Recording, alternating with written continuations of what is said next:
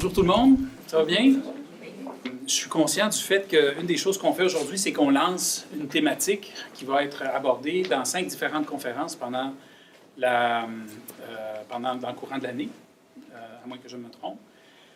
Les 5 conférences sont extrêmement intéressantes, extrêmement importantes. Je connais les gens qui vont venir les donner, puis honnêtement, j'ai essayé de structurer un petit peu les affaires dont je vais parler aujourd'hui pour être complémentaire avec ce qu'ils font. Fait que nécessairement, aujourd'hui, il y a un caractère introduction à une thématique qui va se développer et qui va se déballer au fil de l'année. On a beaucoup de matériel, il y a beaucoup de choses que je vais aborder aujourd'hui, beaucoup d'éléments sur lesquels je veux toucher, même si c'est juste de manière un peu superficielle pour être sûr qu'on le voit aujourd'hui, pour que quand ça revienne dans la conférence 2, 3, 4, 5, qu'il y ait eu un point de repère qui va être donné. Mais une partie importante de l'attachement, c'est le domaine des relations interpersonnelles. Puis on peut en parler, puis on peut les décrire avec des paroles. Dans le contexte d'un roman, on peut comprendre beaucoup de choses, mais dans le contexte d'une brève présentation, c'est là qu'on voit que les images valent beaucoup, beaucoup de mots. Et puis c'est important d'avoir du matériel vidéo pour pouvoir comprendre certains concepts élémentaires de ce que c'est que l'attachement. Moi, ça fait une vingtaine d'années que je fais de la recherche dans ce domaine-là, pas juste sur l'attachement, mais sur le développement de l'enfant, notamment tout ce qui touche le développement émotionnel, social, cognitif, surtout dans des contextes de vulnérabilité sociale. Les gens avec qui je collabore principalement sont des gens qui font à peu près le même genre de travail que moi dans les universités, mais aussi beaucoup des gens dans les CLSC puis dans les centres jeunesse. Je pense que je n'ai pas fait un seul projet de recherche sans avoir beaucoup de collaboration des centres jeunesse et des CLSC. Peut-être qu'il y en a un à un moment donné, mais c'était pas moi qui étais en charge, puis si ça avait été moi, il aurait été là. Alors, ce que je veux faire aujourd'hui, rapidement, je veux faire un retour sur le domaine de l'attachement. Je dis rapide parce que le domaine de l'attachement, c'est quelque chose qui nécessite beaucoup de temps. À l'université, vous pouvez suivre un cours de 45 heures sur le domaine de l'attachement pour que ça touche différentes bases, différents éléments. C'est vraiment un survol qu'on va faire. J'aimerais visionner du matériel vidéo pour qu'on puisse mettre des images sur les mots. Je veux parler un tout petit peu d'attachement et développement, notamment tout ce qui touche la question du développement, des difficultés d'adaptation chez les enfants, tout ce qui touche les troubles en lien avec l'attention, l'hyperactivité, l'agressivité chez les jeunes, ce qu'on classifie comme étant les difficultés extériorisées. Je vais aussi parler des difficultés intériorisées, dépression, anxiété, somatisation. Et je veux parler un peu des éléments qu'on considère être des catalyseurs de ce type de difficulté-là. Qu'est-ce que fait l'attachement chez l'enfant? Qu'est-ce que ça fait les relations interpersonnelles, la relation par-enfant chez l'enfant, pour que dans des circonstances où ça ne va pas bien, des éléments difficiles peuvent survenir comme ça. Des aspects difficiles du développement de l'enfant peuvent survenir. C'est clair qu'on va parler beaucoup d'attachement. Une des choses que je vais dire et que je vais redire, c'est que l'attachement n'est pas le seul phénomène en lien avec le développement de l'enfant. J'ai dans ma tête des commentaires de plein de collègues pendant que je vous dis ça. Des gens qui vont dire « Ah, l'attachement à l'enfant, il naît avec certaines dispositions pour être d'une certaine manière. » Oui, c'est vrai. Ah, l'attachement, c'est une affaire, mais il y a les liens que l'enfant va tisser avec d'autres enfants qui sont très importants. Oui, c'est vrai. Tous ces éléments-là sont vrais. L'attachement, c'est le premier élément qui embarque après la génétique, après l'environnement intra-utérin. Partie importante de mon travail de recherche, c'est de faire de la recherche sur tout ce qui touche l'enfant à l'intérieur du ventre de maman, qui est le stress de la maman, comment ça peut jouer sur le développement de son cerveau, sur toutes sortes de choses comme ça. On regarde ces éléments-là. Après ça, l'enfant arrive dans le monde. Puis les premières expériences qu'il va avoir, les choses les plus importantes qu'il va avoir qui vont toucher son développement, c'est la manière dont il interagit avec ses parents. On va parler de cette question-là. Je veux aussi aborder quelques éléments en lien avec les processus développementaux. Ça, je viens de juste en parler. Puis, je veux parler des pistes d'intervention. Chacun de ces éléments-là va avoir des échos dans les conférences qui s'en viennent. Ça vous voit comme plan? De toute façon, c'est ça la présentation. Je vois si ça ne vous voit pas, je vous donne quelques instants pour vous en aller. Je veux faire une petite historique. Une petite historique parce que je trouve que pour savoir où est-ce qu'on s'en va, c'est super important de savoir d'où est-ce qu'on vient. Et souvent, mes étudiants trouvent que je fais trop d'historique, mais je pense que c'est vraiment très important dans le contexte de l'étude de l'attachement de faire cette historique-là. Si on recule dans le temps, 40 ans, on était dans les années 70. D'accord? Même si vous reculez 30 ans, on était dans les années 80. Je sais qu'il y en a parmi vous qui étaient là. D'accord? Je sais qu'il y en a qui n'étaient pas là, ce qui me... Mais en tout cas, je sais qu'il y en a parmi vous qui étaient là dans les années 70-80. Il y avait deux perspectives hyper dominantes dans le domaine de l'intervention auprès des enfants. Il y avait une perspective très psychanalysante, et très behavioriste et behaviorisante, si on peut dire. Le mot n'existe pas, mais vous comprenez. Ces deux perspectives-là disaient des choses semblables et différentes sur l'intervention auprès des enfants. La première chose qu'ils disaient, c'était la relation est un petit peu sans conséquence. C'est quand même étonnant. Les perspectives dominantes de l'intervention, il y a une trentaine d'années, nous disaient que la relation par enfant, c'était quelque chose qui était relativement secondaire dans le développement de l'enfant. Si on était psychanalyste, on disait essentiellement que le lien parent-enfant, c'était quelque chose que l'enfant se construisait, qui se développait. C'était comme une espèce de monde représentationnel que l'enfant se construisait, à la base duquel il y avait des interactions entre l'enfant et des objets, le premier objet étant le sein maternel. Je ne sais pas si vous connaissez un petit peu la psychologie psychanalytique, mais tout le domaine de la théorie des relations objectales touche sur le fait que la relation, c'est quelque chose qui est représenté uniquement, qui n'est pas quelque chose de vraiment vrai. C'est secondaire. Ça arrive, mais ce n'est pas la première chose. Les behavioristes disaient, ils revenaient à la question de l'alimentation, puis ils disaient quelque chose comme l'enfant a faim, c'est une expérience désagréable d'avoir faim. Maman arrive, lui donne à manger, et à cause de ça, il se sent mieux, et il apprend à associer le fait de se sentir mieux avec la présence de maman. Fait qu'encore une fois, la relation est secondaire. Le fait de manger, c'était la chose primaire, la relation se développait de manière secondaire. Je veux juste vous dire que, puis ça c'est quelque chose que je trouve vraiment important, les psychanalystes et les behavioristes s'entendent sur absolument rien. OK? Mais quand ils s'entendent sur le fait que la relation est secondaire, ça veut dire essentiellement qu'ils n'ont rien compris. D'accord? Toutes les lumières du dash devraient allumer quand les behavioristes et les psychanalystes s'entendent sur quelque chose. OK? Ça ne marche pas. C'est deux mondes qui ne sont vraiment pas en interaction très, très bien l'un avec l'autre. En général, une des observations de cette époque-là, c'est que probablement que les gens, dans ce temps-là, étaient en train de tirer des grandes conclusions à partir de principes qui étaient fonctionnels. Les principes psychanalytiques ont une certaine portée, les principes behavioristes ont une certaine portée, mais comment ça s'appliquait dans le temps, dans le contexte de l'enfance et du développement, surtout dans la période du nourrisson, c'était vraiment, on était en train de théoriser bien au-delà de nos connaissances. On était en train de faire des liens bien au-delà de ce qu'on pouvait être en train de comprendre de comment fonctionnait l'enfant. Une des choses que disaient les behavioristes, c'était aussi, il n'y a pas de continuité dans le développement. Vous avez sûrement entendu, ça fait partie du jargon de la psychologie populaire. Notre cerveau est en constante transformation, de telle sorte que ce qui arrive à un moment donné dans notre vie n'a pas beaucoup d'impact sur ce qui arrive à un autre moment donné dans notre vie. C'est quelque chose qu'on utilise d'ailleurs pour dire pourquoi on n'est pas capable de se souvenir d'éléments de notre vie avant l'âge de 3 ans à peu près. Vous avez entendu ça? Un petit peu? Les gens ont beaucoup fait de cas du fait qu'il y a une discontinuité dans le développement. Puis dans les faits, il y a certains éléments du développement pour lesquels on se questionne sur le niveau de continuité. Les behavioristes faisaient quelque chose d'un petit peu particulier par rapport à ça. Ils faisaient venir des gens dans leur laboratoire, des enfants de 3 mois par exemple, puis ils comptaient, ils faisaient beaucoup de choses, les behavioristes. C'est sûr que les behavioristes faisaient venir des gens dans des laboratoires. Et puis quand les parents étaient là, il comptait le nombre de fois que l'enfant pouvait pleurer, sourire, être heureux, être triste, être en colère, etc. 3 mois. Il faisait revenir la même famille dans le laboratoire 6 mois plus tard, et puis il constatait que le nombre de fois que l'enfant pleurait lors de la visite de 3 mois ne prédisait pas le nombre de fois que l'enfant pleurait lors de la visite de 8 mois. Puis la question c'était, si les pleurs de la première visite ne sont pas en lien avec les pleurs de la deuxième visite, si les sourires de la première visite ne sont pas en lien avec les sourires de la deuxième visite, ça veut dire qu'il y a une discontinuité. Vous comprenez le raisonnement? OK.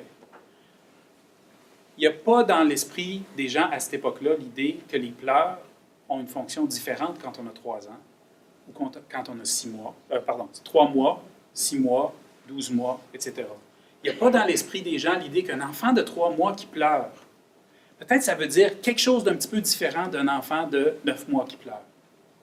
Puis dans les faits, maintenant, on constate, les pleurs d'un enfant de 3 mois ont certainement une résonance qui est différente de ceux d'un enfant de 9 mois. Puis on s'attendrait à ce qu'il y ait une différence dans la manière d'un enfant de 3 mois de s'exprimer avec les pleurs d'un enfant de 9 mois. qui s'exprime avec les pleurs. On s'attendrait à cette discontinuité-là. Est-ce que ça veut dire qu'il y a une discontinuité dans le développement émotionnel? Non. Ça veut dire qu'il y a une transformation, et il y a une continuité, mais il faut comprendre comment elle s'organise. Les psychanalystes disaient toujours qu'il y a une continuité. Ils étaient, que ce soit Freud ou que ce soit Anna, sa fille, ou que ce soit d'autres personnes, les gens ont toujours dit qu'il y a une continuité dans le développement. Fait qu'on peut vraiment créditer la notion de continuité puis l'espèce d'idée qui est restée, que le développement se continue dans le temps. On peut vraiment créditer les psychanalystes avec cette idée-là. Puis essentiellement, la raison pourquoi ils avaient cette conviction-là, c'était que quand on parle avec des adultes dans un cabinet de consultation, les histoires d'enfance reviennent. Les histoires d'enfance qui ont marqué les gens reviennent pour expliquer différents phénomènes à l'âge adulte. La difficulté des psychanalystes de l'époque, c'était qu'ils travaillaient rarement avec des enfants. Fait qu'ils ne se donnaient pas beaucoup l'opportunité de comprendre comment les enfants fonctionnaient. Freud n'a jamais travaillé avec des enfants. Toute sa théorie sur le domaine de l'attachement, toutes ces idées ont été faites à partir de discussions avec des adultes, par exemple.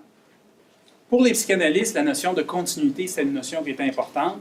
Le problème, même Freud le mentionnait, c'est que c'était beaucoup plus facile de prendre un adulte et de comprendre comment les éléments étaient liés en regardant par en arrière, en rétrospective, que de prendre un enfant puis de dire, compte tenu de l'environnement dans lequel cet enfant-là se situe, où est-ce qu'il va être dans 10 ans? Plus facile de prendre un adulte puis regarder en arrière puis de comprendre que de prendre un enfant puis de prédire. Ça va? Fait que les psychanalystes disaient, oui, il y a continuité, mais on est vraiment mal équipé pour faire cette science-là. Dans les deux cas, il faut dire qu'il y a des points forts et des points faibles. Il ne faut vraiment pas que vous m'entendiez dire que dans le behaviorisme, dans tout le domaine de l'apprentissage, c'est pas vrai ou quelque chose comme ça, ou que les psychanalystes sont pas bons. Il ne faut pas dire ça, d'accord? C'est pas ça que je dis. Mais il y a quelque chose dans le fait d'avoir un domaine aussi simple que le behaviorisme, puis de l'appliquer, puis de le voir fonctionner, qui fait en sorte qu'on sent qu'on a quelque chose de très puissant avec nous. Je ne sais pas si vous avez déjà vu le film avec la chorale, les enfants qui étaient en orphelinat, le choriste. Je ne sais pas si vous vous souvenez de cette célèbre scène où il y a un des intervenants qui parle avec le chef de chœur, puis à un moment donné, il lui dit « Comment vous fonctionnez? » Il pose la question « Comment vous fonctionnez chez vous? » Puis il me semble des fois vous êtes dur avec les enfants, puis il dit « C'est pas compliqué. Action, réaction. » Je ne sais pas si vous vous souvenez de cette scène-là. Essentiellement, il disait « Il ne faut pas laisser de place. Il faut que les conséquences soient très claires. Il faut que ce soit extrêmement prévisible. » Puis on sentait toute l'absence d'investissement auprès de ces enfants-là. Il y a quelque chose d'émotionnel qui était totalement absent. Et la seule chose qui fonctionnait dans ce monde-là, c'était la consigne, la conséquence. Puis on peut comprendre dans certains contextes pourquoi on fait ça. Parce que parfois les jeunes sont tellement abîmés qu'avoir 2 ou 3 jeunes dans ce contexte-là, puis se retrouver avec n'importe quelle autre situation, on peut se retrouver dans une situation rapidement qui est hors de contrôle. On comprend que ça semblait être une solution. Le behaviorisme fonctionne. Il est extrêmement puissant, mais appliqué dans un contexte comme ça, il est extrêmement néfaste. Je peux vous dire qu'un enfant, si vous voulez qu'un enfant arrête de pleurer, ne répondez pas à ses pleurs. Il va arrêter. Il n'y a aucun renforcement pour ses pleurs, il va arrêter. Mais qu'est-ce qu'il est en train d'apprendre sur le monde autour de lui? Il y a quelqu'un qui a répondu, excusez-moi. Il est tout seul. Je suis seul pour gérer qu'est-ce qui ne va pas. Les psychanalystes ont une autre sorte de problème. Le problème des psychanalystes, c'est que avec la théorie qui semble faire sens, ou certains éléments de leur théorie qui semblent faire sens, on pense qu'on a compris. Mais pour beaucoup de psychanalystes, la compréhension ne se transfère pas, ne se traduit pas facilement dans une manière d'intervenir auprès des enfants, une façon d'agir. Pour être franc avec vous, chaque fois que je lis des récits psychanalytiques sur le développement de l'enfant, j'ai vraiment l'impression de lire quelque chose de riche, de bien réfléchi. Mais qu'est-ce que je fais avec ça pour, après ça, intervenir dans des situations de vulnérabilité où les choses ne vont pas bien? C'est extrêmement laborieux de traduire cette information-là, puis de dire qu'est-ce qui se passe. Je vais quand même tirer une conclusion de cette époque-là. Puis je pense que c'est Freud qui le résume très, très bien. C'est une citation de Freud l'année après qu'il est mort. Je ne sais pas pourquoi le livre a été publié l'année après qu'il était mort. La relation mère-enfant, Freud parlait des mères, c'était particulièrement important pour lui, est unique et sans parallèle. Elle s'établit pour toute la vie en tant que le premier, le plus important des objets d'amour pour les garçons et pour les filles. C'est particulier que Freud parle des objets d'amour. Il est vraiment en train, il est en train d'initier toute cette approche à la théorie des relations objectales. C'est comme une façon de concevoir que la maman, ce n'est pas une personne. Objet d'amour, ça fait drôle un petit peu. Mais ce qu'il est en train de dire, c'est, puis c'est important ce que Freud dit ici, parce que ça cassait avec les behavioristes de l'époque, la première relation est importante, ça donne une feuille de route pour la suite du développement social de l'enfant. Puis ça, c'est un point vraiment important. On reconnaît la continuité, on reconnaît que les choses qui se passent en début de vie sont importantes. C'est une vieille idée. Ce n'est pas M. Freud qui l'a dit en premier. Platon en parle, Confucius en parle, Épictète en parle, les proverbes en parlent, les proverbes 1000 ans avant Jésus-Christ en parlent. On est dans un contexte où beaucoup de gens notent l'importance de ce premier lien. Fait que quand Freud le dit, peut-être dans une perspective, je dirais, clinique, savante, on peut imaginer que ça semblait nouveau, ça semblait pertinent. C'est une très vieille idée. Et on a toujours de la misère à savoir comment la définir, comment est-ce qu'on fait pour observer, comment est-ce qu'on fait pour mesurer une relation, comment est-ce qu'on fait pour intervenir quand les choses ne vont pas bien. Le défi n'était pas de stipuler que les liens en début de vie avec les parents étaient importants, plutôt le défi était de suggérer des méthodes nous permettant de qualifier ces relations afin de mieux les comprendre et d'intervenir d'une manière efficace.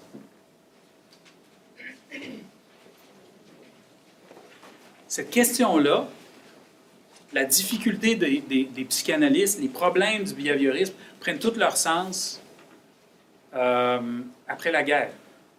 On est en Occident, beaucoup d'enfants se retrouvent en orphelinat. Juste un commentaire. Maintenant, on est très préoccupé de la situation des réfugiés syriens. Les réfugiés existent partout dans le monde depuis des décennies, depuis très longtemps. Il y a toujours des mouvements réfugiés. On est très préoccupé maintenant. On voit ça partout aux nouvelles parce que ça rentre en Occident. Parce qu'en Occident, on est préoccupé par ça. Ça change un peu notre accent, notre préoccupation pour cette situation-là. Imaginez une situation, après la guerre, où on a un nombre d'orphelins absolument incroyable.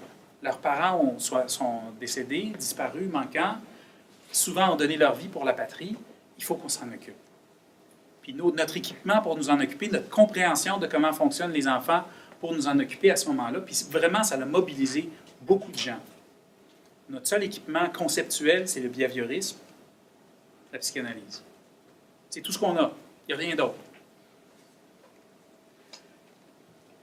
Un monsieur John Bowlby, qui est un psychanalyste de la tradition la plus freudienne possible, se retrouve avec un mandat de l'Organisation mondiale de la santé pour essayer de comprendre comment mieux intervenir avec les enfants. Il est absolument impressionné par l'échec de nos méthodes d'intervention. Absolument impressionné. Il a écrit un papier qui était très, très célèbre, qui a été publié en 1951, je crois, qui s'appelle « 44 délinquants juvéniles ». Puis une des choses qu'il dit, c'est « Ne vous posez pas la question à savoir comment la délinquance se développe. Regardez sur l'absence des parents, soit l'absence physique ou l'absence mentale. » Il dit « C'est vraiment comme ça que la délinquance se développe. » On est en 1951, essentiellement, il est en train de dire « Les parents, puis cette connexion-là est beaucoup plus importante que ce qu'on n'a jamais pensé auparavant. » Ce n'est pas secondaire, c'est quelque chose de vraiment tout à fait primaire. Il est aussi impressionné par des travaux qui se font dans le domaine de l'éthologie. Je ne sais pas si vous connaissez c'est quoi l'éthologie. Si vous avez vu des films de National Geographic, souvent c'est des éthologues qu'on interviewe, des gens qui étudient le comportement animal. Essentiellement, l'éthologie, c'est l'étude du comportement. Elle se distingue beaucoup des autres approches à l'étude du comportement parce qu'elle essaie de comprendre comment le comportement s'organise pour atteindre un objectif. Comment le comportement s'organise pour atteindre un objectif. Puis les éthologues observaient toutes sortes de différents phénomènes organisationnels dans le comportement. Par exemple, un éthologue de renom faisait l'observation des oiseaux de proie. Il montrait comment le vol des oiseaux de proie s'organisait différemment selon si l'oiseau tentait de savoir où construire un nid ou bien s'il était en train de chasser une proie. Deux sortes de façons de voler qui étaient tout à fait différentes. Puis il disait, pour le commun des mortels, on ne le remarquerait pas. Mais si on voit comment ça s'organise, les choses qui précèdent, les choses qui suivent, la manière dont le vol est en train de se faire, les deux choses ont l'air de comportements qui se ressemblent, mais à cause de leur organisation, ils ont une fonction différente, ils sont différents. Il y a un monsieur qui était particulièrement important dans ce domaine-là, qui a beaucoup impressionné M. Bowlby, il s'appelle Konrad Lorenz, qui a étudié toutes sortes de différents phénomènes en lien avec le développement de l'agressivité, en lien avec le début de la vie. Puis une des choses qu'il a étudié, c'était le concept d'empreinte. Vous connaissez l'empreinte chez les oiseaux? Un oiseau, il étudie les oies. D'accord? Un bébé oie, c'est un, j'ai appris ça, c'est un oison. Vous saviez ça? Oui? C'est bon. Bébé oie, c'est un oison. D'accord? Et puis, une des affaires qu'il regardait, c'était comment les oisons s'orientaient vers leur mère quand ils sortaient de leur œuf. Ils suivaient les premières personnes qui manifestaient leur présence autour d'eux à la naissance. Pardon? C'était pas nécessairement leur mère. Non, effectivement, c'était pas nécessairement leur mère. Puis le fait que ça soit pas nécessairement leur mère, c'est intéressant parce que dans la photo ici, c'est M. Lorenz qui est suivi par une tralée de petits oisons. D'accord? Et les oisons ont appris à faire l'empreinte avec M. Lorenz. Fait qu'il a éliminé, je ne sais pas comment il l'a éliminé, mais il a ôté la maman oie. Puis...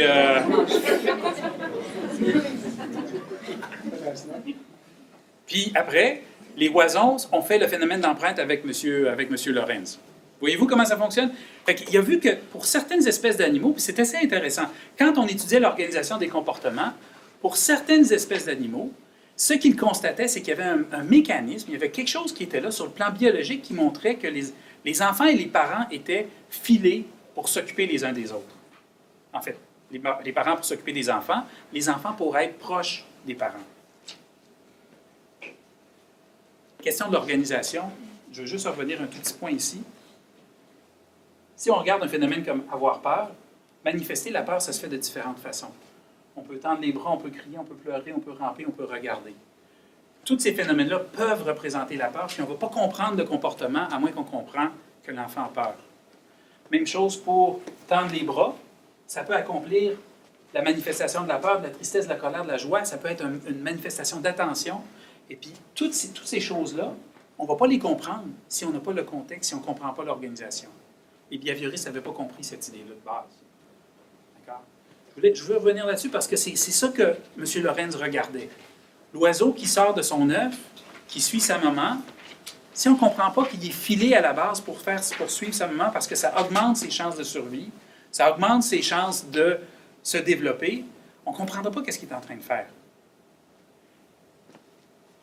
C'est une idée qui avait beaucoup impressionné M. Bowlby. Rappelez-vous, il est dans un contexte où on n'est même pas en train de réfléchir à la relation comme étant quelque chose d'important. Il est vraiment en train de constater l'échec. Constatant l'échec de la psychanalyse freudienne et du behaviorisme pour comprendre le développement de l'enfant, Bowlby pose la question suivante. Si plusieurs espèces d'oiseaux ainsi que des mammifères, surtout les primates, s'orientent vers leurs parents lorsqu'ils sont effrayés ou alarmés, est-ce que ce ne serait pas logique qu'il y ait un phénomène analogue chez les humains? Est-ce que ce ne serait pas logique qu'il y ait quelque chose sur le plan biologique et cognitif qui oriente le nourrisson vers ses parents, surtout en temps de détresse ou d'alarme? Puis la réponse à laquelle il arrive, c'est oui. Mais c'est parce qu'on n'a pas regardé. On n'a pas pensé à développer nos connaissances. Comme les gens qui sont en train de faire l'étude des animaux, on n'a pas pensé faire de l'observation constante, souvent, fréquemment, des parents et des enfants pour comprendre qu'est-ce qui est en train de s'organiser. On est ici dans la fin des années 50, début des années 60. Je sais que pour beaucoup d'entre vous, c'est la préhistoire. On est en train d'envoyer du monde en orbite ici. Puis on n'a pas pensé regarder les relations, puis passer beaucoup de temps à regarder les relations pour comprendre comment elles s'organisent. D'accord?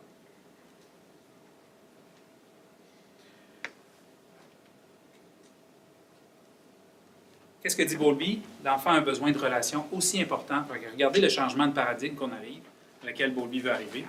L'enfant a un besoin de relations aussi important que le besoin de nourriture. L'absence de relation ou la présence d'une relation mésadaptée compromet son développement. Il est en train d'aller au-delà de ce que disaient les gens. En fait, ce qu'il est en train de faire, ça a fait... Peut-être que, encore une fois, vous n'étiez pas là. Moi non plus, d'ailleurs, ça peut vous réconforter. Mais dans ce temps-là, Bowlby s'est attiré énormément de critiques de la communauté, autant des cliniciens que des chercheurs, parce que ça ne se pouvait pas ce qu'il disait. Ça ne se pouvait pas qu'on soit passé à côté de l'importance de la relation. Ça semblait trop quelque chose de littéraire, ça semblait trop soft science. Vous comprenez ce que je veux dire? Ça ne pouvait pas être important, les relations comme ça. On a manqué quelque chose. Même Maslow. C'est quoi la chose la plus importante pour Maslow? Vous savez c'est quoi la chose la plus importante pour Maslow? Je ne peux pas prendre, vous êtes tous en mute, fait que c'est correct. C'est quoi la chose la plus... C'est les besoins élémentaires, la pyramide, le bas de la pyramide? Oui. Si vous comprenez bien ce que dit Bowlby ici, il est en train de virer la pyramide à l'envers. Il est en train de dire, pour qu'un enfant puisse se développer, il a besoin d'un adulte qui est actualisé, qui s'occupe de lui. Il faut l'actualisation pour permettre que les besoins élémentaires soient remplis, et que les choses puissent se construire là-dessus. Il s'est attiré énormément de critiques pour ce genre de commentaires. Qu'est-ce qu'il disait? La relation est beaucoup plus importante qu'on pensait. Deuxièmement, l'enfant et la mère sont organisés dans leur comportement, dans leurs interactions. Et troisièmement, c'est observable. Si on passe le temps, mettez sur mute s'il vous plaît, on vous entend. Si on passe le temps, c'est correct, je pense qu'il s'en occupe. Si on passe le temps nécessaire à regarder, à comprendre, à essayer de saisir l'organisation, si on a cette approche-là qu'on dit c'est quoi, comment c'est organisé, puis on essaie de saisir l'organisation, on peut retirer des patterns cohérents dans la manière dont les choses se font entre maman et enfant. Quand on travaille avec l'intervention relationnelle, une intervention dont j'aimerais pouvoir vous parler un petit peu tantôt, quand on travaille avec cette approche-là, on fait beaucoup de visionnement de séquences vidéo, puis on essaie de comprendre quels sont les enjeux de la relation.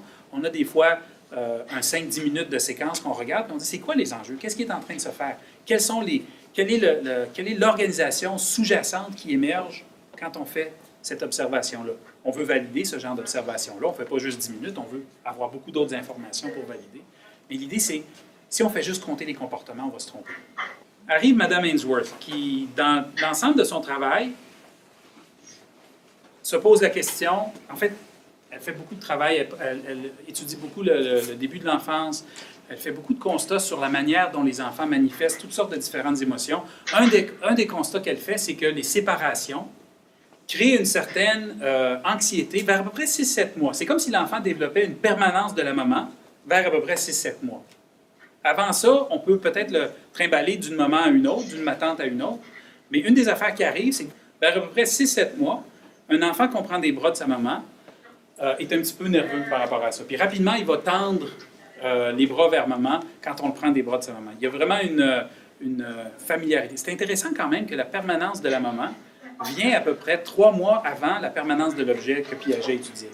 Ce qui a fait dire à beaucoup de gens que les phénomènes que Piaget étudiait étaient probablement des phénomènes qui prennent leur sens dans un contexte social, qui sont davantage importants et pertinents à étudier dans un contexte social. Piaget les regardait dans un contexte... Vous connaissez M. Piaget? Je ne veux pas parler beaucoup de Piaget, mais il étudiait surtout comment fonctionnait la cognition de l'enfant. Puis une des choses qu'il faisait, c'est qu'il disait, voici comment les choses se développent, et tout ça. Puis peut-être que ces éléments-là, il aurait trouvé des conclusions un petit peu différentes s'il avait étudié la permanence des gens qui sont les plus importants pour l'enfant. S'il avait étudié comment l'enfant porte attention à des personnes importantes plutôt qu'à des lapins qui cachaient en dessous des tasses. D'accord? C'est ça qu'il faisait quand il regardait la permanence de l'objet. Et elle a développé une procédure qui capitalisait sur la séparation et les réunions, qu'on appelle la situation étrangère, parce qu'elle était intéressée, elle avait travaillé avec M. Bowlby, elle avait fait beaucoup d'observations en milieu naturel. Elle était allée dans des sociétés relativement,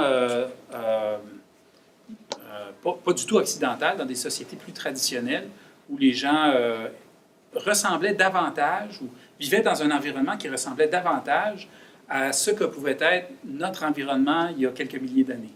Dans des maisons de terre cuite, dans des communautés, des tribus, etc. Elle a fait beaucoup d'observations.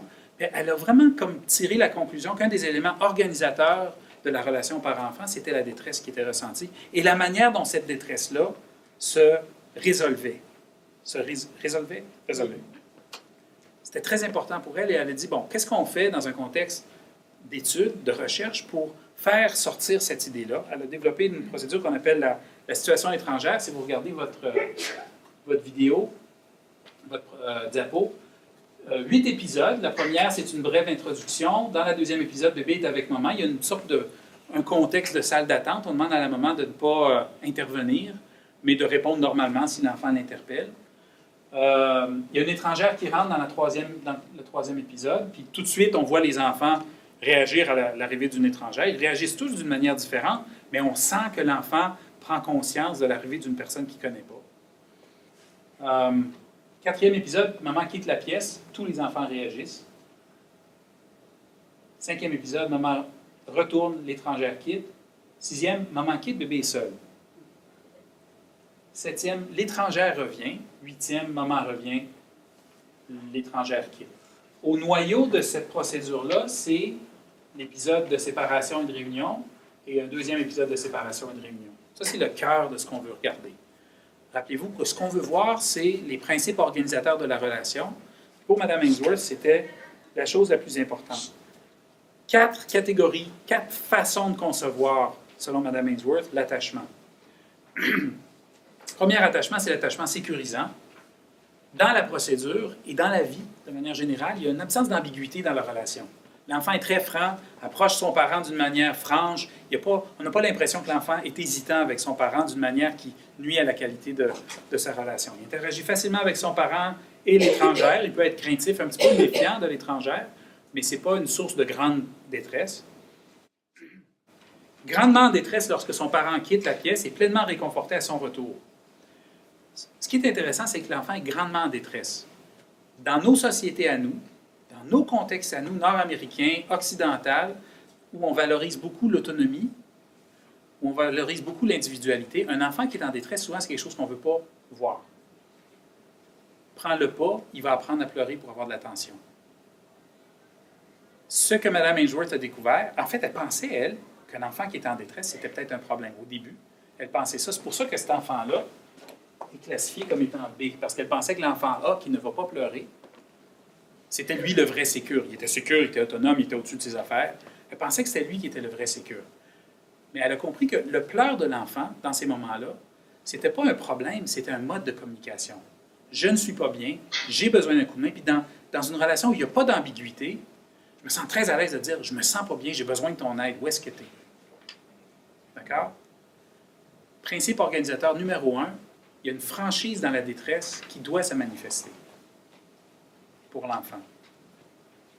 C'est intéressant que dans les études qui ont été faites, elles ont été faites, puis j'aimerais beaucoup avoir une conversation plus longue sur plein de questions, mais entre autres sur la question interculturelle. Les études ont été faites avec cette procédure-là partout dans le monde, vraiment. Littéralement plusieurs centaines d'études. Et dans la vaste majorité des études, l'attachement sécurisant, ce type d'attachement-là dont on parle, c'est la majorité des attachements qu'on observe. C'est un phénomène absolument universel, la sécurité de l'attachement. Ça ne veut pas dire que tout le monde se ressemble. Puis ça va être intéressant. Il y a différentes façons d'être sécure. Dans certains contextes, la sécurité, ça veut dire d'être très content que maman est revenue dans la salle, de me consoler, puis de retourner à l'exploration, mais de ne pas avoir besoin de beaucoup de contact physique. De ne pas avoir besoin que maman me prenne dans ses bras. Dans d'autres contextes, je vais rester dans les bras de maman, je vais pleurer très fort, je vais rester dans les bras de ma maman pendant très longtemps, et ça va me faire beaucoup de bien, puis je vais même peut-être être un petit peu fâché après elle parce qu'elle est partie sans m'avertir ou sans me le dire comme il faut, mais je vais réussir à me consoler, puis je vais aller mieux par après. Ça aussi, c'est de la sécurité. Il y a différentes formes de sécurité. Puis on pense que ces différentes formes de sécurité-là se manifestent dans différents endroits. On sait, par exemple, que si on compare le nord de l'Europe au sud de l'Europe, le nord de l'Europe ressemble à nous. Autonome, individuel, individualiste, individualisant. On valorise beaucoup l'autonomie. Sud de l'Europe, l'expression émotionnelle est très valorisée. Des strange situations qui sont faites en Italie, par exemple, ne ressemblent pas beaucoup aux strange situations faites au Royaume-Uni. No. Ils sont faites vraiment d'une manière où il y a beaucoup d'expressions. Les enfants sont très en détresse, recherchent beaucoup de contacts, sont très consolés, sont corrects. Ça va? Fait qu'il y a de la variation interculturelle, mais la sécurité, le mode général, se retrouve partout dans le monde. Il y a une forme d'attachement que Mme Ainsworth pensait qui était l'attachement sécurisant parce que l'enfant a l'air très autonome. L'attachement insécurisant, qu'elle a qualifié après coup d'attachement insécurisant, évitant, l'attachement A. Pendant la situation étrangère, l'enfant porte son attention principalement sur les jouets ou l'étrangère initie rarement des interactions avec le parent, même à distance, semblera que peu troublé par son départ, tentera de l'éviter de façon évidente lors de son retour. Ce que je veux vous dire par rapport à cet attachement-là, c'est que quand on branche les enfants, quand on mesure leur activité cardiaque, quand on mesure l'électroconductivité de leur peau, la sécrétion de cortisol, on voit que ces enfants-là sont tout aussi réactifs que les enfants que je viens juste de décrire avant. Tout aussi réactifs. Mais ils se maîtrisent. D'accord? Fait que c'est pas qu'ils sont pas stressés, c'est pas qu'ils sont pas en train, c'est pas qu'ils vont mieux, c'est pas qu'ils sont moins atteints par la séparation. Ils ont l'air, sur le plan physiologique, autant atteints que les enfants qui manifestent beaucoup. C'est des attachements qu'on retrouve beaucoup plus souvent dans des sociétés qui valorisent l'autonomie. Chez nous, quand un enfant devient insécure, chez nous au Québec, dans le nord de l'Occident, quand un enfant devient insécure, il glisse du côté, par défaut quasiment, du côté évitant. On a beaucoup plus d'attachements évitants dans nos populations que des autres formes d'insécurité. Il y en a des autres formes d'insécurité, mais c'est souvent de l'attachement évitant. Des fois, c'est de l'attachement désorganisé, mais on va parler de la désorganisation tantôt, mais c'est une forme d'évitement qui est désorganisée, quand l'enfant est désorganisé. Fait que ça, il faut voir ça comme étant l'attachement insécure, souvent qui est un peu par défaut dans notre société. D'accord? Dans l'attachement insécurisant ambivalent, l'enfant manifeste une préoccupation constante à l'égard du parent. Les comportements d'exploration sont moins organisés et l'enfant démontre une méfiance à l'égard de l'étrangère. Ces enfants seront en grande détresse au départ du parent, difficilement consolables à son retour. Ils peuvent manifester de la colère intense ou de la passivité marquée. C'est des enfants qu'on retrouve moins souvent chez nous, à peu près 10% des enfants chez nous. Mais si on va dans certaines parties du Nord, notamment au Moyen-Orient, dans le nord de l'Afrique, dans le sud de l'Europe ou en Asie, on en retrouve beaucoup plus. Des sociétés qui valorisent beaucoup plus tout ce qui touche le contact physique, tout ce qui touche l'interdépendance des gens. On va retrouver plus d'attachement ambivalent. Puis on peut comprendre, hein, dans un contexte où on valorise beaucoup les relations des uns avec les autres et non pas l'autonomie des gens, quand on est insécure, quand les affaires ne fonctionnent pas, ça va glisser vers des problèmes relationnels qui se manifestent dans le contexte de relation plutôt que dans le contexte d'autonomie. Ça va? OK. À la base, ces trois grandes catégories-là, on va parler de la quatrième dans un instant, à la base, ces trois grandes catégories-là se distinguent sur la base de trois caractéristiques du comportement parental dans le contexte des interactions parent-enfant. Mme Ainsworth avait fait, puis ça c'est quelque chose qu'on étudie beaucoup maintenant. La plupart des gens vont définir le comportement parental dans les interactions sur la base de ces trois caractéristiques du comportement parental. C'est intéressant de dire que Mme Ainsworth retire des conclusions à partir de... Elle a vu une trentaine de familles dans une étude qu'elle a faite à Baltimore. Elle a étudié chaque famille environ 75 heures. Fait qu'imaginez, 75 heures, c'est énorme. Imaginez aller passer 75 heures dans le contexte d'une année à regarder, à observer, à vous asseoir, à faire la plante dans un salon et à regarder qu'est-ce qui est en train de se passer dans les familles. Chaque famille, 75 heures. Calculez le nombre d'heures que c'est. Puis elle dit, il semblerait qu'il y a trois aspects du comportement parental qui semblent être très, très importants, qui guident l'enfant dans la manière dont il va se sentir en sécurité ou pas, en confiance ou pas avec ses parents. Première dimension, c'est l'aspect prévisible. Est-ce que le parent est raisonnablement prévisible avec son enfant? On sait qu'on n'est pas toujours prévisible. D'accord?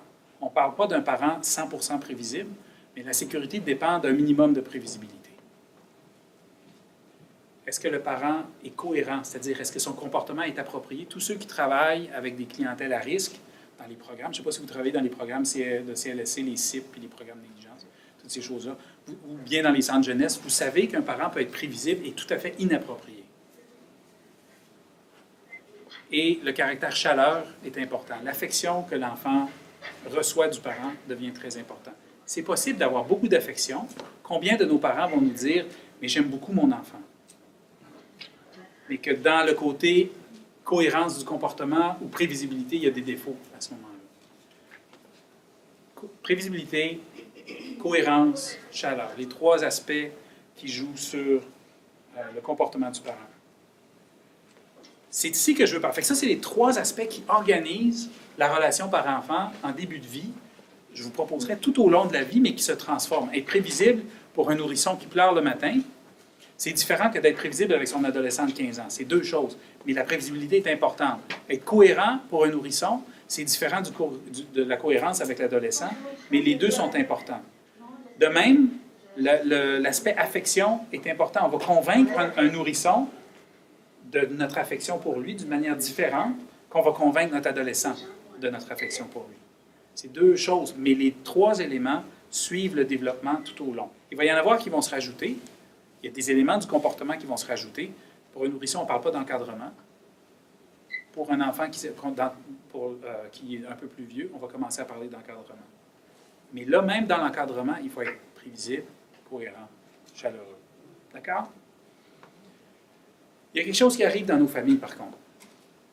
Je veux parler de la désorganisation de l'attachement. Il faut savoir que la désorganisation a été observée par une dame qui dit « il y a quelque chose qui ne marche pas ». Ce qui ne marche pas, c'est que des fois, je regarde des enfants qui sont dans des situations où je suis en train d'évaluer l'attachement.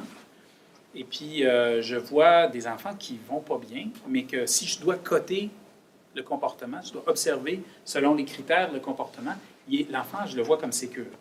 Mais il ne m'a pas l'air sécure, il a l'air bizarre. Il doit y avoir des affaires que je suis en train de manquer dans mon observation. Vous comprenez le problème qui se manifestait? On observait des strange situations, puis on arrivait à une classification de sécure d'un enfant qui avait l'air bizarre, qu'on savait qu'il venait d'un foyer abusif. Il y a quelque chose qui ne marche pas. Les gens ont décidé de faire attention à ce qu'ils cotaient. Ils ont coté toute une séquence de comportements des enfants, toute une série de comportements qui, pour eux, prenaient beaucoup de sens dans des contextes de vulnérabilité. Durant la situation étrangère, mais surtout lors des épisodes de réunion, l'enfant manifeste des comportements étranges, inusités. Une crainte envers sa mère. Par exemple, on a vu des enfants qui s'approchaient de leurs parents, baissaient la tête, là, s'approchaient de leurs parents, puis tendaient les bras. Ils s'approchaient comme ça. C'est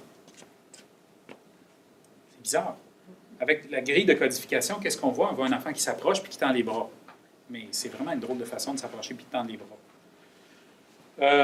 Une ambivalence extrême. L'ambivalence, c'est l'enfant qui pleure à la porte, qui veut que sa maman revienne, qui pleure, qui attend, qui tend les bras. Maman rentre, le bébé se tourne puis s'en va en pleurant. Très étrange. Parfois, l'enfant arrêtait de bouger. Parfois, l'enfant, il se tient là, puis on le sent pas bien, puis tout d'un coup, oups, on sent, il arrête de bouger complètement. Puis il peut rester 20 secondes, 30 secondes, sans bouger, immobile. Toutes sortes de différentes stratégies qui semblent refléter l'idée que ce que l'enfant veut, c'est gérer son état, mais qu'il n'y arrive pas. Il y a quelque chose qui n'est pas en train de fonctionner. Il y a un manque d'organisation dans la relation qu'il a avec son parent, lui permettant d'utiliser la relation pour gérer son état correctement. Dans les populations à faible risque, on retrouve à peu près 10-15 % de ces types d'enfants-là, mais dans nos populations, je parle de toutes les populations qu'on voit dans les contextes de services sociaux, régulièrement en haut de 50 %. Régulièrement en haut de 50 %. C'est là que ça vient nous dire quelque chose de très important. Le travail avec les familles, on est formé, on fait toutes sortes de différentes choses. En protection de la jeunesse, on veut réduire les méfaits, on veut nous assurer de la sécurité des enfants. Il y a toutes sortes de choses qu'on veut. Quand on est infirmière en CLSC puis qu'on travaille dans les CIP, on veut que la maman se nourrisse bien pendant la grossesse. On veut toutes ces choses-là. C'est tous des objectifs vraiment valables. D'accord? Le noyau dur de ce qui va se passer dans cette famille-là, puis la suite du développement de l'enfant, dépend beaucoup, pas uniquement, mais beaucoup de ce qui va se passer dans la relation parent-enfant. S'il y a une place où nos manifestations de difficultés à venir se manifestent clairement, c'est dans le début de cette relation-là. Je veux revenir à cette question-là un tout petit peu plus tard, mais dans le début de cette relation-là, on voit le navire quitter le port. On voit la trajectoire qui est lancée. Il y a plein de choses qui peuvent arriver après ça. Mais si on est dans nos programmes sociaux, puis qu'on sait, c'est documenté, on le sait, puis on le ressait, que 50 %, systématiquement, 50 % de nos familles sont désorganisées, puis dans les 50 % qui restent, il y en a un paquet qui sont insécures, qui ne vont pas beaucoup mieux. Ça veut dire qu'il y a quelque chose de majeur auquel on devrait être en train de porter notre attention. Ce n'est pas juste une question d'améliorer l'alimentation puis de donner un peu plus de revenus à nos familles. C'est certainement d'améliorer l'alimentation puis de donner plus de revenus puis de changer les conditions familiales. Mais si on retrouve ce genre de résultats-là, étude après étude, Ça veut dire qu'il y a quelque chose qu'on est en train de passer à côté si on n'aborde pas cette question-là d'une manière directe de front. Elle est difficile à aborder.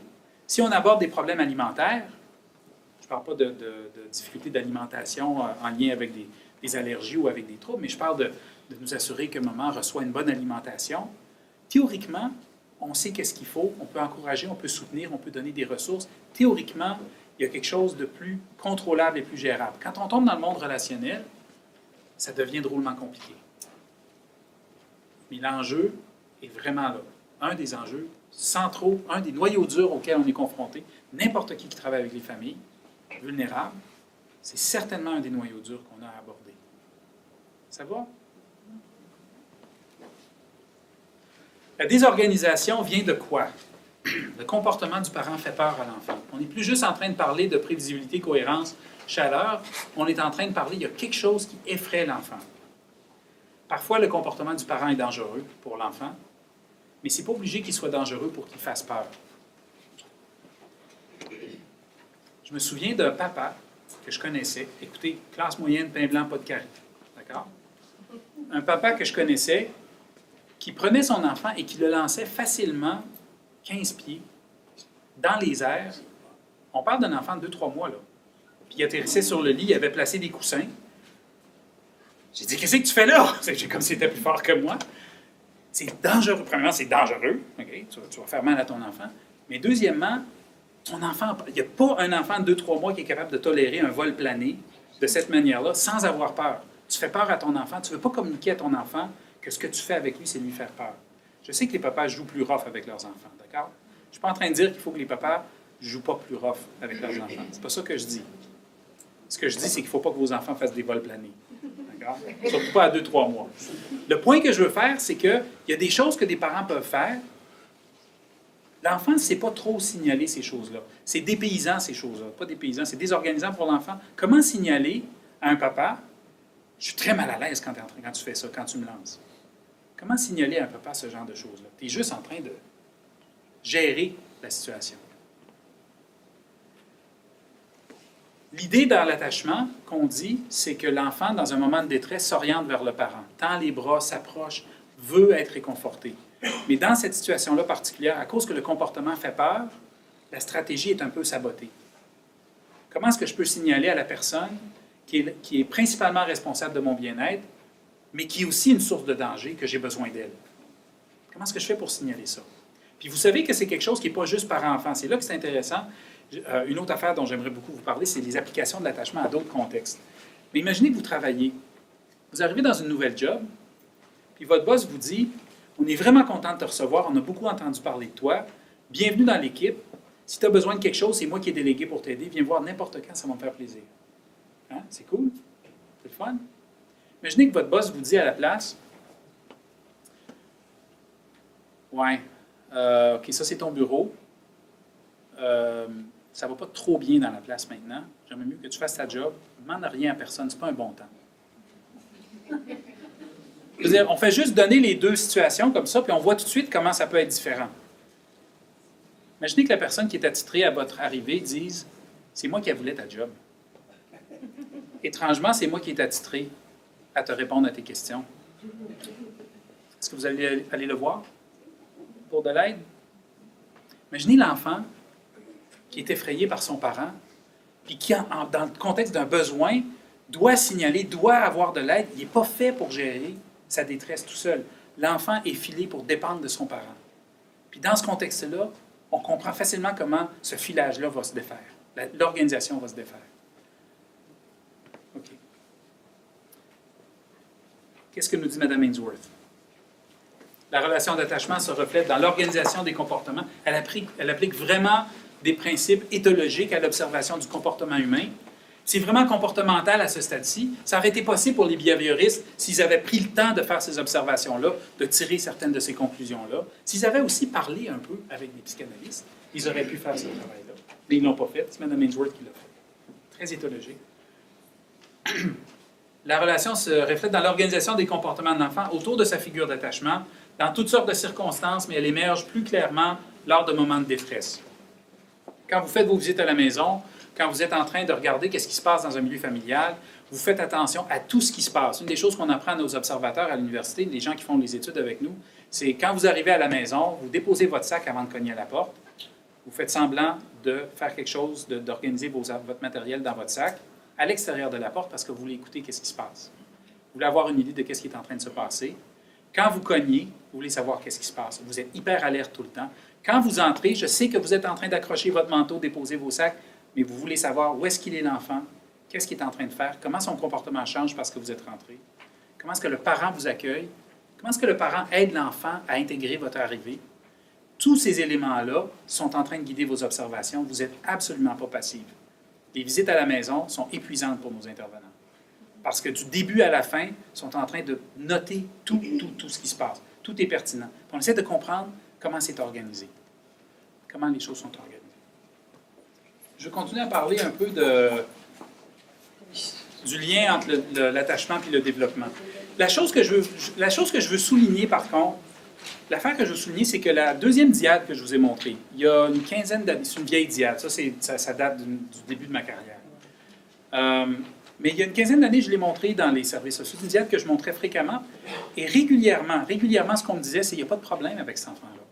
C'était pas inhabituel. Les intervenants me disaient, c'est un enfant qui est autonome, il n'est pas stressé par la procédure, il n'a pas besoin autant que l'autre d'aller voir sa maman. C'est pour ça qu'il ne va pas voir maman. Et ce qui est difficile à faire quand on parle avec soit les intervenants ou soit les mamans ou les papas, c'est de dire, je pense que ton enfant a besoin que tu le prennes. Je pense que ton enfant a besoin. Il ne signale pas, mais il a besoin que tu le prennes. On a fait un projet d'intervention avec des familles d'accueil dans lesquelles on implantait la stratégie d'intervention relationnelle. Et à un moment donné, les évaluatrices sont rentrées au laboratoire et m'ont dit, Georges, on a besoin de te parler de la famille qu'on vient de voir. Parce que pendant qu'on était là, il y avait un enfant de 2 ans qui était placé, c'était même dans la région de Québec. C'était une diade de la région. J'ai-tu le droit de dire ça? C'est dit. J'assume. On ne dira à personne. L'enfant, lors de la visite d'évaluation, ce n'était pas une visite d'intervention, mais lors de la visite d'évaluation, l'enfant était tombé très, très fort. Bang! Puis la maman, elle a dit non, c'est correct. Il est vraiment tough, cet enfant-là. Il est autonome au bout. Il n'y a pas besoin. Puis effectivement, l'enfant, après avoir tombé très, très fort, de sorte que les intervenantes se sont retenues de ne pas aller le voir, il n'a pas pleuré. Il est resté par terre pendant un moment. Puis tranquillement, il s'est levé. Puis il a fait son affaire. Puis les intervenantes, les évaluatrices nous ont dit, on est un peu inquiets. On se demande c'est quoi qui se passe. Puis effectivement, l'enfant est placé. Puis des fois, pour les enfants, c'est très adapté. Les enfants dans des milieux abusifs, c'est très adapté de ne pas signaler. Signaler son besoin, c'est peut-être pas juste du rejet. Ou c'est peut-être un gros rejet qui est psychologiquement négatif. Fait que ce qu'on a dit à ce parent-là, c'était, écoutez, on pense que votre enfant a vécu dans un milieu extrêmement difficile, c'est pour ça qu'il ne vous demande pas d'aide. C'est pas qu'il est autonome, c'est pas que c'est un enfant facile, mais il a besoin que quelqu'un s'occupe de lui. Il pense qu'il n'y a personne qui s'occupe de lui. C'est pour ça qu'il ne demande pas d'aide. Fait que ce qu'on aimerait que vous fassiez, c'est que quand vous voyez quelque chose comme ça, premièrement, on aimerait ça que le matin, vous alliez le chercher. On ne veut pas que vous attendiez qu'il vienne vous voir. Allez le voir, soyez content de le voir. Deuxièmement, on aimerait ça que quand il tombe, quand quelque chose lui arrive, vous allez le chercher, même s'il ne pleure pas, prenez-le juste un moment pour lui dire « Est-ce que ça va? Es-tu correct? » Prenez-le, établissez le contact, montrez-lui que vous vous préoccupez. « Est-ce que ça va? Es-tu correct? » Puis ce genre de choses-là. Dans le fond, ce qu'on lui disait, c'était il faut devancer le coup un petit peu. Il faut présumer que l'enfant a besoin d'aide, même s'il ne signale pas son aide. Puis quelques temps plus tard, l'intervenante est embarquée dans une séquence de 8 rencontres à la maison. Quelques temps plus tard, on reçoit peut-être un mois plus tard, on reçoit un appel. Ça a pris un mois, là, c'est pas long avec un enfant de 2 ans. La maman nous a appelé, elle dit, il y a un problème. Là, mon enfant, il pleure tout le temps. Puis nous autres, on était contents de ce résultat-là. Puis je comprends que pour une famille d'accueil, c'est embêtant d'avoir un bébé qui va commencer à pleurer. Je comprends ça. Mais ça veut dire que l'enfant, ce qu'on a dit à la maman, on a dit, ça veut dire que vous faites vraiment bien votre travail. Votre enfant qui est placé avec vous, en famille d'accueil, est en train d'apprendre qu'il y a quelqu'un qui veille sur lui. Ça, c'est... Puis là, si vous continuez à veiller sur lui, il ne va pas se sentir obligé d'exagérer ses pleurs tout le temps. Il va comprendre qu'il y a quelqu'un qui veille. Il n'aura pas besoin de trop vous demander. Là, il est juste en train de comprendre qu'il y a quelqu'un qui veille sur lui. Il est en train de voir comment ça marche, ça. Quelqu'un qui a de l'affection pour moi. C'est vraiment une leçon importante. Dans les 2 enfants qu'on a vus, il y en avait un qui avait l'air très autonome. Il y en a un autre que c'était la déconfiture totale. Bah, c'était épouvantable. Il y en a un qui était sécure. Il y en a un qui ne l'était pas. La quantité de pleurs, contrairement à ce que pensait Mme Ainsworth au début, quand elle a commencé ce travail-là, la quantité de pleurs ne déterminait pas la sécurité. D'accord? C'est vraiment une leçon. Pour moi, c'est une leçon très importante. Ça fait vraiment partie de ce qu'on fait quand on travaille avec les parents, c'est qu'on travaille le sens des émotions qui sont manifestées, comment comprendre les émotions qui sont manifestées par les enfants. Puis surtout nos parents qui pensent que leurs enfants veulent juste les manipuler, que leurs enfants, ils sont juste comme leur père, ils veulent quelque chose. Nos parents ont appris, pour des raisons d'adaptation, nos parents ont appris, pour différentes raisons, à avoir une certaine interprétation du comportement de l'enfant qui les protège, eux. On peut rentrer longtemps sur le pourquoi nos parents ont besoin d'être protégés. Ça a peut-être fonctionné dans toutes sortes de contextes de voir le danger là où il n'y en avait pas. Mais avec l'enfant, c'est un problème. Si la maman fait ça avec l'enfant, c'est un problème pour l'enfant. OK. Fait que ce bout-là est très important. C'est absolument insatisfaisant pour moi de faire ça en dedans dans 45 minutes comme on a fait. Mais on va continuer, d'accord? Merci, c'est gentil. Vous êtes fine. Je veux juste vous parler un petit peu de la science de ces choses-là, parce qu'une des affaires qui arrive, c'est que vous avez de la formation sur toutes sortes d'affaires. Vous avez de la formation sur toutes sortes de personnes qui vont vous dire, voici la nouvelle clé de voûte. Voici la nouvelle affaire qu'on a trouvée qui fonctionne. Il y a une des raisons pourquoi on est maintenant très confiant dans le domaine de la... Il faut que je vous dise qu'il y a beaucoup de choses qu'on ne comprend pas. Beaucoup d'éléments. Moi, je suis ici pour vous dire pourquoi on est confiant. Mais sur le plan scientifique, il y a beaucoup d'affaires qu'on ne comprend pas. Puis ça garde des jobs pour du monde comme moi qui font de la recherche. On a besoin de continuer à essayer de comprendre qu'est-ce qui se passe. On se questionne beaucoup maintenant à savoir, est-ce que la situation étrangère, c'est la meilleure façon de mesurer la relation? Est-ce qu'il n'y a pas des choses qu'on voit à la maison beaucoup plus importantes qu'on ne voit pas dans une procédure de laboratoire? Puis est-ce qu'on ne devrait pas être en train de raffiner nos méthodes d'observation quand on fait des visites à la maison? Ça, c'est mon labo. On fait beaucoup ce genre de réflexion-là, actuellement. Mais au-delà des affaires qu'on ne sait pas, on a confiance dans les grandes lignes du domaine.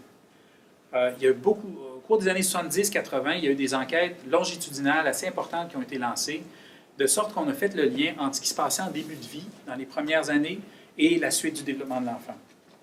Puis dans les dernières années, dans les 5 dernières années, on a eu plusieurs méta-analyses. Une méta-analyse, c'est une analyse systématique d'une quarantaine, cinquantaine, soixantaine d'études qui ont été faites dans un domaine. La première méta-analyse est vraiment intéressante.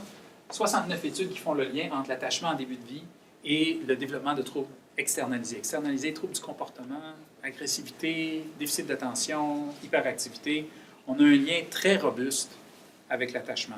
Je vais redire ce que j'ai dit en début. L'attachement, ce n'est pas la seule affaire. J'ai un collègue qui étudie la génétique et qui dit que la génétique explique beaucoup. C'est vrai. Dans un contexte défavorisé comme ceux dans lesquels on travaille, l'attachement semble être un des prédicteurs les plus puissants de ces difficultés-là. Probablement que dans des milieux faible risque, classe moyenne, pas de carie, les choses sont différentes un peu. Mais dans nos milieux avec lesquels on travaille, le lien attachement-externalisation est très important. Ça fit avec les observations de base de M. Bowlby qui disait, dans son premier petit papier sur les 44 délinquants juvéniles, ça fit, il y a tellement une cohérence d'esprit entre ce genre de recherche-là puis les premières études qualitatives qui avaient été faites à l'époque. Quelque chose d'important qui se manifeste dans le début de la vie, qui donne une direction. Puis quand on est dans un milieu à risque, tout l'environnement veut qu'on aille dans la mauvaise direction. Tout ce qui se passe. Fait que c'est pas compliqué de comprendre que tout va dans la même direction. D'autres études ont été faites. Ça, c'est, dans cette étude-là, si je devais vous dire, l'insécurité, de manière générale, mais surtout la désorganisation, semble être particulièrement en lien avec l'agressivité et les troubles externalisés. Dans cette étude-là, c'est davantage l'insécurité de manière générale, pas particulièrement la désorganisation, mais l'insécurité de manière générale qui semble être associée aux difficultés d'anxiété et de dépression chez les enfants et les adolescents. Beaucoup d'études. Il y a une étude qui a été faite aussi sur une autre type de méta-analyse qui a été faite qui montre qu'effectivement, l'attachement en bas âge, ça crée une sorte de feuille de route parce qu'on voit que ce que l'enfant apprend dans son milieu familial se manifeste également dans son milieu de garderie, puis plus tard dans son milieu scolaire, dans la manière dont il établit les liens avec ses petits amis. Un groupe de chercheurs a fait quelque chose de vraiment intéressant. Ils ont invité des gens dans un camp d'été qu'ils avaient vu. Les enfants avaient 7-8 ans, mais ils les avaient vus plus jeunes dans le contexte des évaluations que vous avez faites avec l'attachement. Ils les avaient vus à l'âge de 12 mois, 18 mois et 24 mois. Puis ils les ont réinvités à 8 ans dans un camp d'été. Puis ils regardaient comment les amitiés se formaient et se déformaient. Puis ils ont vu qu'effectivement, les enfants dans les relations sécurisantes tendaient à se retrouver avec des enfants dans les relations sécurisantes. Les enfants dans les relations évitantes avaient tendance à se trouver dans des relations avec des enfants ambivalents. C'était particulier. Les enfants dans les relations sécurisantes qui essayaient qui avaient quelqu'un qui essayait de leur en passer une, dans un camp d'été, il y a toutes sortes de choses qui arrivent. C'est des enfants qui étaient capables de clairement dire « Hey, c'est pas correct ce que tu es en train de faire.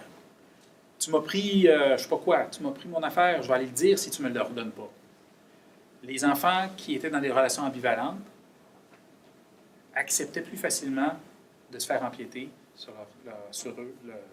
Et les enfants dans les relations évitantes tendaient à vouloir dominer. Ceux qu'on a vus tantôt tendaient à vouloir dominer sur les enfants dans les relations ambivalentes. Il y avait une cohérence dans la manière dont les relations s'établissaient. Le point central, c'est qu'on voit clairement la feuille de route qui prend forme. Ça devient plus. On voit que ce qui était là au début s'incarne dans les différentes relations que l'enfant établit dans d'autres contextes. Ça crée une prédisposition. Je veux parler de 3 facteurs qui jouent dans cet élément-là. Le premier facteur, la première chose que je veux vous dire, c'est que l'attachement joue sur la fonction physiologique, l'organisation physiologique des enfants. Les expériences d'interaction par enfant en début de vie jouent sur la manière dont s'articule la régulation biologique chez l'enfant. On est capable maintenant de montrer que l'attachement... C'est intéressant, quand j'étais sur les bancs d'école au bac, il y a vraiment très longtemps, une des choses qu'on me disait, c'était que la physiologie, la biologie prédisposait le comportement. Si tu avais telle ou telle caractéristique, tu allais être comme ça. Il y avait des modèles d'études, peut-être vous avez déjà entendu parler de ça, les modèles de tempérament qui étaient fondés sur la physionomie des enfants, des choses comme ça. On apprenait que la physiologie prédisposait au comportement. Puis maintenant, on pense que c'est pas tout à fait comme ça que les choses se passent. On pense que les expériences précoces ont un impact sur la physiologie. Qu'est-ce que ça veut dire, la physiologie? C'est qu'on voit qu'un enfant qui apprend à se réguler avec son parent, comme on a vu notre premier enfant apprendre à se réguler, c'est un enfant qui va être en mesure de mieux gérer des événements stressants plus tard dans sa vie. Son système physiologique va moins s'emballer face à des défis que la vie peut lui présenter de différentes façons. L'enfant qui apprend à dépendre de son parent a un système autonome plus solide que l'enfant à qui on demande d'être autonome trop tôt. L'enfant qui est dans une situation où il est appelé à être très autonome très rapidement, son système va s'emballer beaucoup plus vite. Ça va créer beaucoup plus d'expériences de stress et de détresse pour cet enfant-là dans différentes situations. Question? Est-ce que l'attachement prédispose à la sensibilité des enfants aussi? Ça joue. C'est pas le seul facteur, mais ça joue. Non? Ouais. Non, les enfants arrivent dans le monde avec une sensibilité qui leur appartient, mais puis ça, c'est le caractéristique, ça, c'est le caractère tempéramental des enfants, c'est le tempérament. Mais il y a d'autres éléments qui... Ça ne joue pas sur la relation. C'est une longue conversation. Ça ne semble pas jouer sur la relation, mais c'est en lien avec la suite du développement. Mais c'est une bonne question qu'on pourrait aborder dans un autre contexte. Premier point que je veux faire par rapport au processus en lien avec l'attachement, c'est que l'attachement joue sur la physiologie, surtout sur les réponses au stress, surtout sur la manière dont se file le cerveau par rapport à un ensemble de caractéristiques. Deuxième point, c'est que ça joue sur les représentations. Imaginez que vous êtes un enfant de 6 mois, puis vous vous réveillez le matin, puis vous commencez à faire des comme ça dans votre bassinette, des petits bruits, et puis il y a une madame qui vient vous voir, qui est contente de vous voir, heureuse de vous voir, elle vous prend dans ses bras, elle vous parle. « Salut mon petit loup, comment ça va? T'as-tu fait un beau dodo? Je suis contente de te voir. » Elle vous amène voir un monsieur qui est aussi content de vous voir, qui vous prend dans ses bras. Qu'est-ce que vous avez fait pour mériter ça? Rien, hein? Vous avez rien fait. Vous avez juste fait du babillage dans votre lit un petit peu, puis quelqu'un est venu vous prendre, puis il était content de vous voir. D'accord? Imaginez qu'à partir du début de votre vie, vous avez ça, mettons qu'on donne un petit break aux parents, là, vous avez ça 290 jours dans votre première année de vie. OK? J'ai calculé que ça fait à peu près 3 quarts. Okay? Fait que vous avez quelqu'un qui est content de vous voir, qui vient vous prendre, qui est heureux, qui vous trouve génial. Tout. Puis à mesure que vous grandissez, vous trouvez ça le fun. Fait que vous appelez, peut-être que vous appelez dans votre bassinet, vous dites « Maman! » Tu sais, vous faites ça comme ça, là. Puis là, maman, elle dit « Hey, tu m'as appelé! » Puis c'est donc bien le fun. Puis elle vous prend, puis elle est contente. Le monde est cool. Vous grandissez cette première année, parce qu'on sait que le monde se gâche un petit peu par après, là. Mais vous grandissez cette première année, le monde est cool. Le monde est le fun. Vous n'avez rien fait. Vous êtes juste dans une espèce de monde où les affaires vont vraiment bien. Imaginez les enfants avec lesquels on travaille. Il faut qu'ils crient, il faut qu'ils pleurent pour que quelqu'un vienne les chercher. Tous les parents, 100% des parents espèrent que leurs enfants vont se rendormir quand ils se réveillent. Okay? C'est tous les parents. Je n'ai pas besoin de faire de sondage scientifique. C'est clair que tous les enfants veulent. Mais certains se lèvent quand même, d'accord? Mais nos parents agissent sur la prémisse, souvent, que leurs enfants vont se rendormir. Puis de fait, une des choses qui arrive, c'est que les enfants, souvent, vont arrêter de faire du bruit, peuvent passer beaucoup de temps dans leur bassinette parce qu'ils sont silencieux. Leurs parents ne vont pas aller les chercher. Des fois, ils entendent des bruits. Des fois, il y a du conflit. Des fois, l'exposition au conflit, c'est un des facteurs assez difficiles pour les jeunes bébés à gérer. Beaucoup d'émotions sur lesquelles ils ont zéro contrôle. Zéro contrôle. Vous grandissez dans cet environnement-là. Comment? C'est une autre sorte de monde. On n'est pas dans un monde cool. C'est difficile. La représentation se construit chez l'enfant. La feuille de route est en construction du moment que sa mémoire commence à se construire. La mémoire commence on sait que la mémoire se construit dès la naissance, mais à un moment donné, les choses commencent à coller. Vers à peu près 6-7 mois, les choses collent très bien chez les enfants. Le monde se construit, la représentation du monde se construit chez l'enfant à ce moment-là. Puis un autre processus, c'est les processus attentionnels. Je ne sais pas si vous êtes déjà arrêté à comment un parent interagit avec un bébé. Mais très souvent, les mamans vont prendre leur bébé, les papas vont prendre leur bébé, vont les avoir, vont les garder à une distance qui fit avec le regard et l'acuité visuelle de leur bébé. Ils établissent un contact visuel, puis ce contact visuel-là, puis ils leur parlent, puis ils leur disent des choses. Il y a beaucoup d'actions beaucoup d'actions de sourcils, puis d'exagération, d'expression faciale, beaucoup de choses qui se font tout naturellement pour attirer l'attention du bébé. Puis dans cette interaction-là, qui va souvent être réciproque, dans cette interaction-là, l'enfant est en train de pratiquer à porter attention à des stimuli très compliqués, des stimuli qui, par coïncidence, représentent une personne qui a beaucoup d'affection pour eux. L'enfant est arrêté, porte attention à quelque chose de vraiment compliqué. Décoder un visage, décoder les vocalises, savoir quand parler, imiter une expression faciale d'un parent, toutes des choses que les enfants font, qui nécessitent énormément d'acuité puis d'attention. L'enfant est en train de pratiquer dans ses interactions. Et de surcroît, c'est dans un contexte affectueux. Quand il va se retrouver, cet enfant-là, dans une situation qui a besoin d'attention, il aura pratiqué son attention. Même si ce nouveau milieu-là n'est pas super sensible envers lui, il aura pratiqué son attention dans un contexte qui accepte qui il est, qui prend le temps pour qu'il puisse établir son attention avant de se retrouver dans cet autre milieu-là. Vraiment, 3 processus. Physiologie, représentation, attention, 3 éléments qui devraient nous dire combien ce début-là est important pour la suite des choses. Est-ce que j'ai le temps pour... Je vais arrêter ici. Je ne vais pas parler des pistes d'intervention, autre que de dire que quand on parle des stratégies d'intervention, quand on veut jouer sur la qualité des interventions, la plupart de nos interventions dans nos réseaux sociaux se retrouvent ici. On présume qu'en donnant assez de soutien aux parents, on présume qu'en diminuant leur difficulté d'adaptation, les parents vont aller mieux. Puis c'est vrai que les parents vont mieux, et on veut que les parents aillent mieux, mais pour que l'enfant aille mieux, il faut que le changement se sente ici, au niveau de la sensibilité dans les interactions et au niveau de l'attachement, pour que son développement soit influencé. Il faut que ces changements-là aient ici. Puis le temps que ça prend entre ça, entre des améliorations au niveau du soutien social, de l'intégration communautaire, de l'empowerment, pour que ça prenne auprès du parent, pour que ça change quelque chose ici, c'est beaucoup de temps. Pendant que c'est en train de se faire, l'enfant reste à risque. Les comportements des parents ne changent pas. L'enfant reste à risque. C'est pour ça que dans notre travail, on prône quelque chose qui vise les deux.